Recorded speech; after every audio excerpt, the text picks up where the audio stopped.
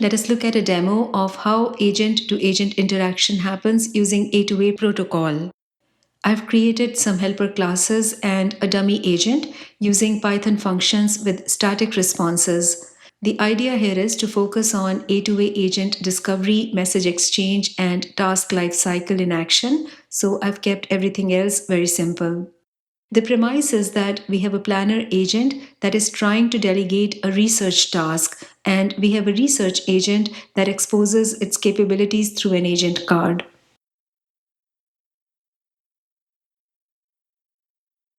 As a first step, we will create a tiny registry for publishing the agent card for research agent. The agent card has details about the research agent's endpoint, the skills that it offers, authentication mechanisms, and A2A methods that it supports. So this is the agent card that has been created in the agent registry. The planner agent has the research task for which it is looking for a specialist agent. So it searches the registry for keyword research and it gets back the agent card for the research agent.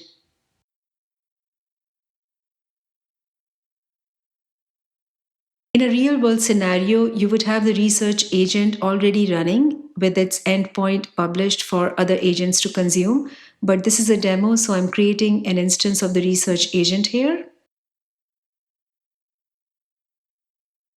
The planner agent gets the capabilities and endpoint of research agent. Using the agent card, it decides to invoke this agent for the task it has, so it sends the request. Notice this is a standard message structure for A2A protocol.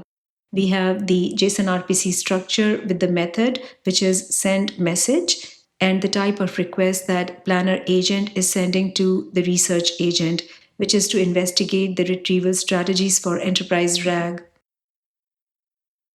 The research agent accepts the message and creates new context ID and task ID for the request, and it also replies that it needs a narrower scope before it can complete the task. At this point, the planner retrieves the task ID and the context ID from the response from research agent and continues that conversation by asking for the task status.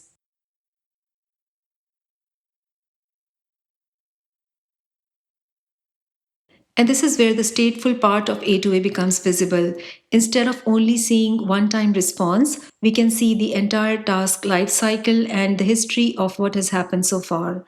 This gives us something we can poll, monitor, and reason as the work progresses.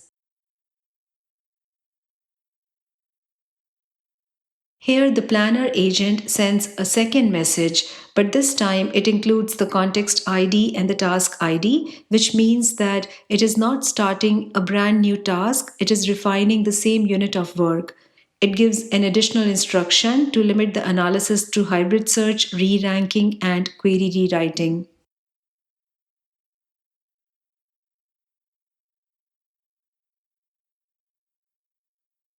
And after the research agent got the refinement request, it completed its task and returned an artifact with the text output. The artifact is the deliverable that is produced for the task by research agent and exchanged with the planner agent.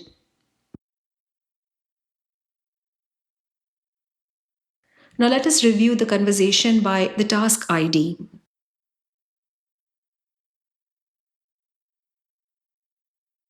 And as you can see, you see a full history of the messages that were exchanged for the task and the final artifact that was returned for the task.